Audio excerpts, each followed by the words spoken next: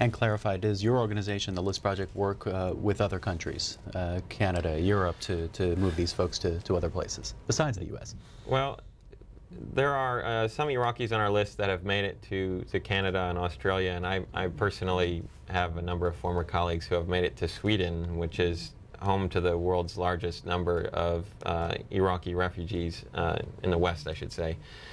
Sweden has resettled roughly 40,000 Iraqis over the last few years, compared to I think we're at around like 5,000 in the same period of time. And remember that Sweden had no part in the war.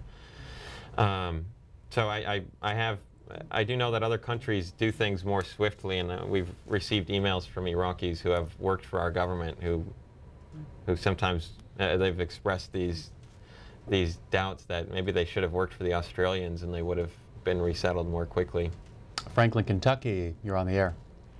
Yes, my question is have you went to the Iraqi government themselves and see what kind of fund, kind of help that they can give to get their people out of the country here to where it's safe? Thanks. Well, I don't think the government of Iraq is going to play much of a role with the Iraqis who have helped us.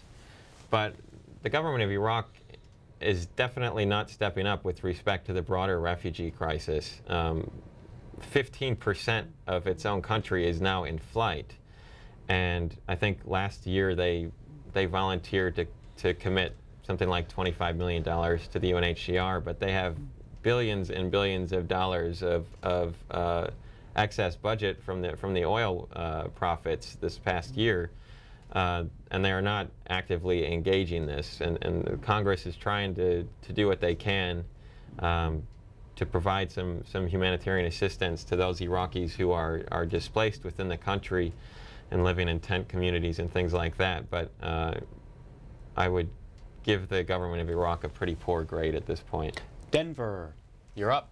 What would you like to ask Kirk Johnson? Yeah, I've got a couple of points. I'm a veteran also, and I kind of look at it like this, take a different twist on it. You know, these people, these collaborators, what I call them, because if anybody, any American citizen had been involved in the same activity, we wouldn't look very highly upon them, especially given the circumstances in which we went into this country. We raped, plundered, and pillaged Iraq. And the people that cooperated with the Americans, they served the best interest of the military mission. But as far as their people, they didn't do that. And that's obvious in the way in which this situation has been playing out.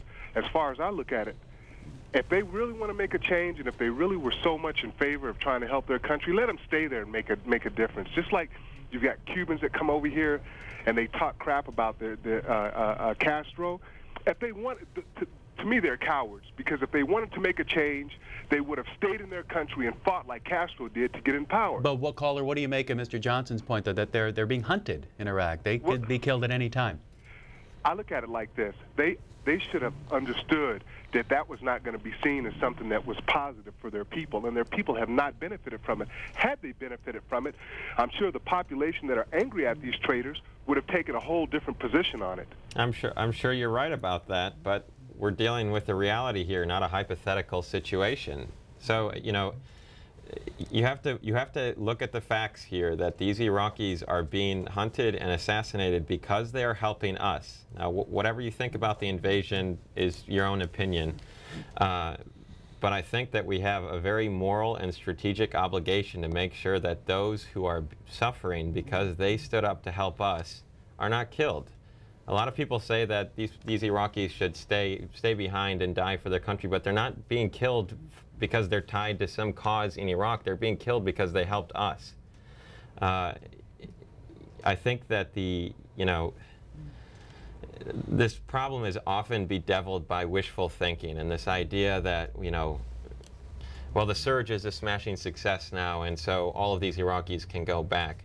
But if you are an Iraqi who has had a family member killed, or your wife raped, or that you've been tortured, or your children have been abducted because you helped the Americans, I think it makes the idea of sticking around in that country a little bit tough to swallow. And I flatly disagree with anybody that would call these people cowards. They've been trying for years to help us, and now they're suffering the consequences. What's your own opinion on the initial invasion and how things have played out? You know, I was not a supporter of the invasion, but I had been given scholarships by my country, and I come from a family that believes in a civic duty, and I had a skill set from having spent a lot of time in the Middle East that I thought might be able to help on the reconstruction. So, for whatever my opinion was on the war, I didn't feel it was an option to sit out the reconstruction, which we had to try, and so I went there for a year to do my best to deal with the reality of, you know, the decision has been made to invade, and now we've got a real challenge on our hands. And knowing the country a bit, look toward the future, specifically a headline like this, Mr. Johnson. It's in the Washington Post. It's the lead story. Iraqis condemn American demands. They're arguing at high levels here, and it says that negotiations over the future role of the U.S. military in Iraq are turning increasingly acrimonious.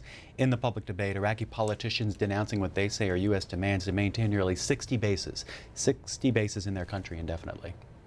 Well, I think anybody that would come on and very confidently project what's going to happen in Iraq in the next few months, I mean, your viewers should just ignore them.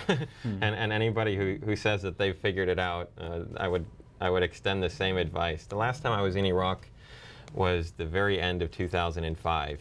And I think since then the country has gone through so many different iterations and changes that, I mean, I could posit some guesses as to what I think would happen next, but I would do so with a lot of disclaimers and humility. Next call, Sandston, Virginia, for Mr. Johnson. Hi there. Hi, how you guys doing Fine. this morning? Good. Mr. Johnson, it's great that you're bringing attention to this, and it's obvious the U.S. has a long-standing tradition you've alluded to in bringing these people to the U.S. to get a piece of who they helped out. But anyways, let me cut it short. What's the real logistical issue? I mean, what's the hurdle that we can't overcome to get this done? Is it legislative? Is it logistic? Is it money? It's the White House. What's the real hurdle? It's the White House. Tell us more. I don't think many people understood this, and I certainly didn't understand it when I got started. It is the President of the United States who sets the determination on refugees every year. So he decides, or she decides, how many refugees from anywhere in the world, are to be allowed into the United States every year. The State Department and Homeland Security and all of the different bureaucracies that are sort of struggling to keep up with this fall under his command. Those are executive branch agencies. The Congress has tried. They've passed legislation which was met in some cases by lawyering from these bureaucracies.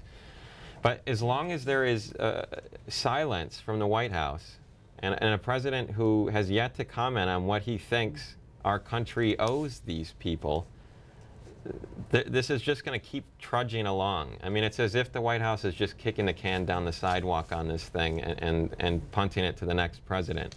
But, you know, there is so much at stake with this issue. I think how we choose to address the crisis of the Iraqis who are hunted because they helped us will have a great impact on our standing in the region and in the world for at least a generation. I mean, the region is watching to see what happens to these Iraqis, and, you know, I don't know how anybody could, in their right mind, think that, you know, if we let the people whose hearts and minds we had when we went in and who loved us, if we let them get killed, I don't know how anybody thinks we're going to make another heart and mind and make new friends in the Middle East.